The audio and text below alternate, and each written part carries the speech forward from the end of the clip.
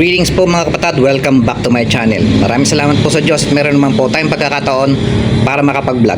Kung bago ka pa lang sa aking YouTube channel, welcome sa Kuya Makel. Meron po tayong returning na customer. Bali ito po ay sa tita ni kapatid Edison. Itong Toyota Corolla Big Body 2A engine. Problem po nito mga kapatid is kakaroon siya ng overflow sa secondary and sa primary. Yan. Ngayon lang ako naka-experience mga kapatid ng ganito. Nagkakaroon siya ng overflow sa secondary and sa primary. Ayan. Usually nagkakaroon ng overflow, experience ko sa primary lang. Yung isa naman sa secondary, kakaroon siya ng gasolina dyan na continuous flow of gasoline. Pero sa case na to, gulat ako dito, parehong meron. Yan, Sir Dennis. Shoutout sa Sir Dennis Mendoza. Ito, first time ko naka-experience merong, parehas kamo merong gasolina na lumalabas dito. Ganun ka kalakas yung overflow niya. And madumi yung carb, madumi yung may bara yung slow jet, madumi yung carb niya. Ayan, nilinis ko na lang siya. Eh, nasa process na po. Ayan, na-paandar ko na po to kanina mga kapatid. Okay na, hindi na siya nag-overflow, hindi na nagmi-minor siya ng ayos. Dati wala tong minor, ayaw mag-minor, namamatay pagka binababa mo yung RPM. Ayun, okay na. Nasa process na ako ng pag-check kung tama yung level ng gasolina. Ayan, kita nyo, tama na yung level ng. Ayan, ganyan mga kapatid. Ginagawa ko, ayusin ko yung carb, babalik ko yung air horn, lagyan ko ng gasolina, paandarin ko. Yung ginakalas ko ulit para ma-double check kung tama naman yung level ng gasolina. Ayan, okay na siya. Ginawa ko dito para mawala yung kanyang overflow is nagpalit tayo ng needle and seat. Ayan, ito, palit na tayo kasi mga kapatid, nakukuha naman po yan sa pag-adjust ng float, yung ating overflow. Ayan, nakailang adjust na ako nito. Yan, naisip ko na palitan na tong needle and seat. Ayan, after ko mapalitan ng needle and seat, okay na siya. And upon inspection, tingin ko medyo hindi na ganoon ka-smooth yung mga surface ng needle tsaka sa loob. Yan, minsan parang sumasabit siya, hindi siya nagpo-fully close, kaya nag-overflow. Ayan. Okay, ngayon ibabalik ko na tong carb. Nga pala mga kapatid, huwag nyong palilimutan pag naglinis kayo ng carb, palitan nyo na kagad yung mga gasket nito, at saka higpitan nyo yung 4 na screws na yan. Pinagmumulang po yun ang paglakas ng gasolina. Yan, kailangan ma-check nyo yan.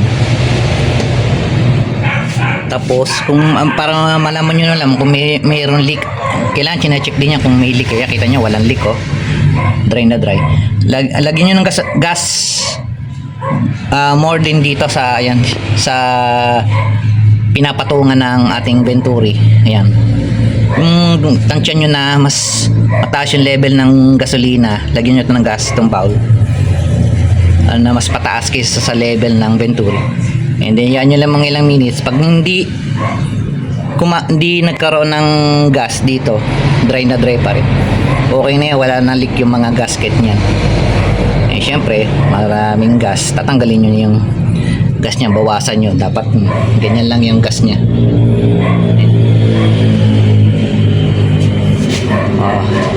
Buuin na natin yung carb. Kaya mga kapatid, okay na. Ayan, maganda nang umandar yung ating makina, hindi na siya nag-overflow. Dito yung mga kapatid na dry oh. Yung mga Venturis. Dahil na-dry siya. Bali, inayos natin kayo sa kanya solenoid valve, naka-bypass. Nilagyan natin ng o-ring, pinagana natin. Tapos yan, magana yung kanyang cold start. And inayos natin yung kanyang dashpad. Nilagay natin sa mga around 2,000 RPM. Yung kanyang power steering assist dashpad. Ayan. Ang jettings niya is yung standard niya na 101 na primary main jet. Secondary main jet niya is 165. Original din 165. Original din yung kanyang power jet niya is 100. And ang kanyang slow jet original din is 45. Ayan. Ito na yung naging output natin. Tapos ignition timing, naka over advance siya. Inayos na natin, nilagay natin sa 10 degrees. Tapos yan, nilagyan natin ng vacuum advancer. Ayan mga kapatid, ayan, bonus po mga kapatid. Yung ano na yan, vacuum advancer na yung mga kapatid. Pang Daihatsu po yan.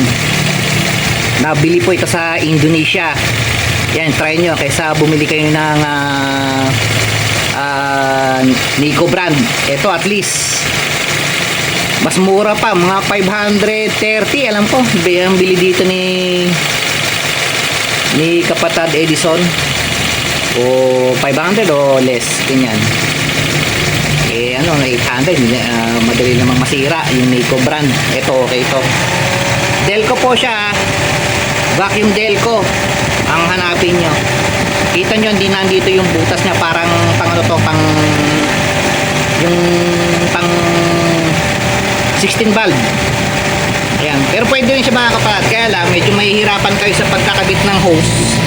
Kaya ginagawa namin, kinakabitan na namin ng hose bago isalpak ng buo yung distributor. Yun, ganun diskarte namin para hindi mahirap. Tapos make sure na yung clamp ng radiator hose hindi tatama doon sa ating vacuum advancer. Ayan, pwede po yan. Pan Daihatsu Valco vacuum Delco, yan. Sa Indonesia po yan na order. Ayan. Tapos ano pa ba pwede kong i-share sa inyo?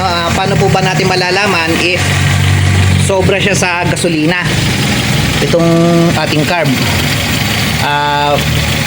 Paano ba natin malalaman kung marami siyang gas, sobra sa gas o maaksaya sa gas?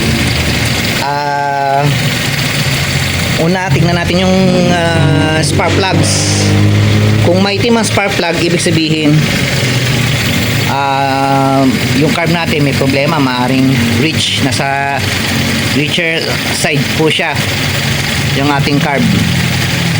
And baka kaya naman po maaksaya sa gasolina, maitim ang spark plugs niya, makarbon, maaari makapatag yung inyong power piston, hindi gumagana.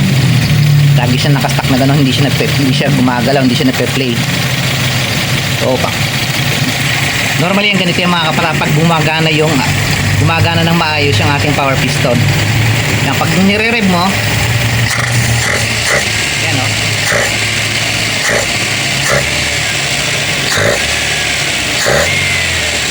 yun o, ganda yung ano niya, wala siyang parang delay o parang siyang kinakapos sa gasolina. O mga kapatid, pansinin nyo mga kapatid, tatanggalin ko tong inyong ayan, ito 12 na nut na to para sa arm ng ating pump plunger. Ayan mga kapatid, na dinisengage natin ng pump plunger. Tignan nyo yung mangyayari mga kapatid, hindi siya magiging smooth. Para siyang kakapunin sa gasolina. Ayan o, magon siya. Ayan o, tapos pag Pag ganyan mga kapatad, ibig sabihin normal po yan. Maganda yung ganyan. Hindi siya maaksaya sa gas. Pagka ganyan, no? Hindi nakakabit ito, ha? Kailangan ganyan. Ayan, ganyan. Ibig sabihin, gumagana na maayos yung ating power jet. Yun ang gumagana siya ng maayos. So, pag gumagana ng maayos yan, wala tayong excess na gasolina. O, tingnan nyo, ikakabit ko ulit itong plunger. Gaganda ulit yung niya, reading niya. Ano, wala siyang delay. So, ayan, yung sabihin yan, nasa optimal pa yung kanyang setting na ating carb. Ayan, tingnan nyo ulit mga kapatid. Ayan, pag nire-rev natin na nakakabit itong plunger, tingnan nyo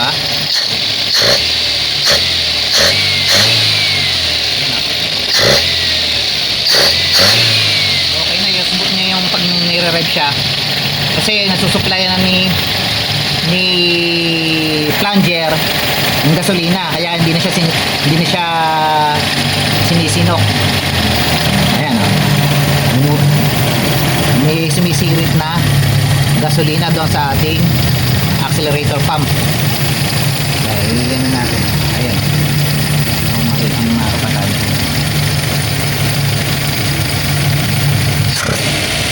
Ayan,